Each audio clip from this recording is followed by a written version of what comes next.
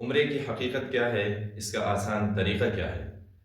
اکثر لوگ اپنی لاکھوں کی جمع پونجی خرچ کر کے خود کو مکہ مکرمہ تک تو پہنچاتے ہیں، لیکن بنیادی احکامات سے نابلد ہونے کی وجہ سے وہ اس سفر کی بنیادی روحانی لذتوں سے بھی محروم رہتے ہیں۔ دور دراز کے ممالک سے آنے والوں کے لیے عمرے کا سب سے آسان اور مختصر طریقہ یہ ہے کہ آپ غسل و صفائی کر کے احرام کی دو چادریں باندھ لیں، اس کے بعد دو رکعت نفل پڑھ لیں، لیکن عمرے کی نیت تب تک نہ کریں جب تک کہ جہاز پرواز نہ کریں، تاکہ کسی بھی انتظامی پیچیدگی کی صورت میں آپ کو پریشانی کا سامنا نہ کرنا پڑے۔ جہاز کی پرواز شروع ہونے کے بعد آپ نیت کریں۔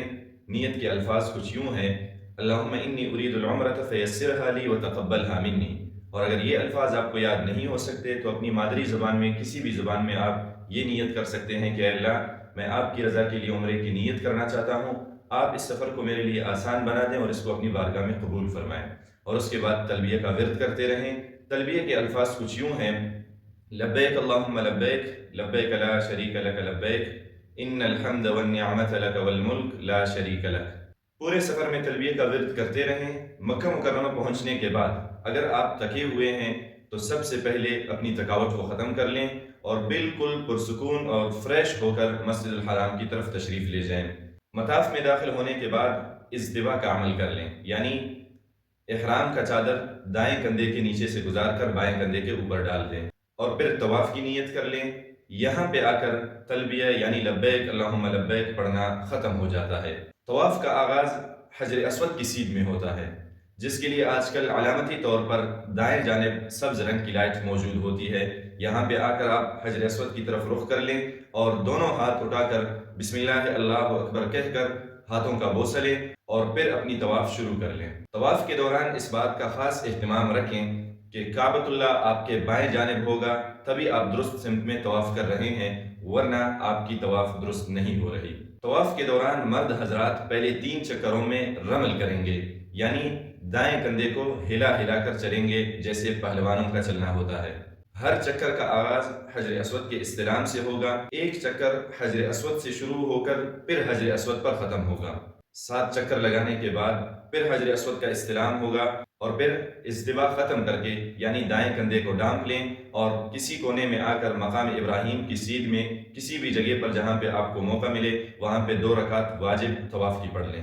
اور پھر عمرے کا ایک اہم واجب یعنی صفا مروہ کے لیے صفا مروہ پہاڑی کی طرف تشریف لے جائیں۔ اس وقت بھی دوبارہ حجر اسود کا استلام ہوگا۔ اس طرح ایک عمرے میں تقریباً 9 مرتبہ حجر اسود کا استلام ہوتا ہے۔ سعی کا آغاز صفا کی پہاڑی سے ہوگا۔ صفا پہاڑی پر ذرا کچھ بلندی پہ جا کر کعبۃ اللہ کی طرف رخ کر لیں، ہاتھ اٹھائیں، دعا کر لیں، کیونکہ یہ قبولیت کے مواقع میں سے ایک اہم موقع ہے۔ صفا سے مروہ کی طرف جاتے ہوئے چند قدم کے فاصلے پر آپ کو چھت کی جانب میں سبز رنگ کی لائٹیں نظر آئیں گی۔ یہ سعی کا مقام ہے، اسی کو دوڑنے کا مقام کہا جاتا ہے، لیکن یہاں پہ مرد حضرات دوڑنے کی ہیئت بنا کر چلیں گے۔ بھاگنا، دوڑنا اور دھکم پیل کرنا ہرگز مناسب نہیں ہے، صرف دوڑنے کی ہیئت بنا لینا کافی ہے۔ صفا سے مروہ تک جا کر ایک چکر پورا ہوتا ہے۔ مروہ پہاڑی پہ پھر دوبارہ کعبۃ اللہ کی طرف رخ کر لیں، ہاتھ اٹھائیں، دعا کر لیں، یہ بھی قبولیت کے مواقع میں سے ایک اہم موقع ہے۔ مروہ سے پھر صفا کی طرف روانہ ہو جائیں، دوبارہ جہاں پہ سبز رنگ کی لائٹیں نظر آئیں گی یہاں پہ دوڑنے کی ہیئت بنا کر چلنا ہے۔ جب صفا پہ پہنچیں گے تو یہاں پہ 2 چکر پورے ہوں گے۔ یاد رہے کہ صفا سے مروہ تک جانا ایک چکر شمار ہوگا، مروہ سے دوبارہ صفا پہاڑی تک آنا یہ دوسرا چکر شمار ہوگا۔ اس طرح آپ نے 7 چکر لگانے ہوں گے جو صفا سے شروع ہوں گے اور مروہ پہ ختم ہوں گے۔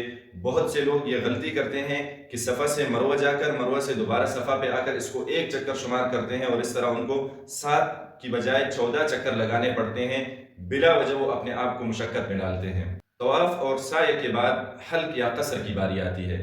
عورتیں اپنے سر کے بال انگلی کے ایک پور کے برابر کاٹیں گی، ان کے لیے حلق کرنا جائز نہیں ہے۔ اور مرد حضرات سر کے بال منڈوائیں یا پورے سر کے بالوں کا ایک انگلی کے پور کے بقدر کاٹنا ضروری ہوگا، لیکن پھر بھی سر منڈوانا یہ افضل ہے۔ ان کے لیے جناب نبی کریم علیہ السلام نے 3 مرتبہ دعا فرمایا ہے۔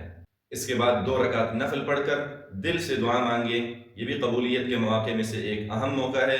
اس طرح آپ کا یہ مبارک عمرہ اپنی تکمیل کو پہنچ جاتا ہے۔ یہ تو عمرہ کا ایک مختصر اور آسان سا طریقہ تھا، لیکن اس کی تفصیلات، عمرے کے اندر کیا کیا واجبات ہیں، کیا اراکین ہیں، عمرے کی سنتیں کیا ہیں، ان پر باقاعدہ تفصیلی کلام پھر کبھی انشاءاللہ ہوگی۔ دعا ہے اللہ تبارک و تعالی ہم سب کو بار بار حرمین شریفین کی زیارت ادب کے ساتھ نصیب فرمائے۔ آمین ثم آمین۔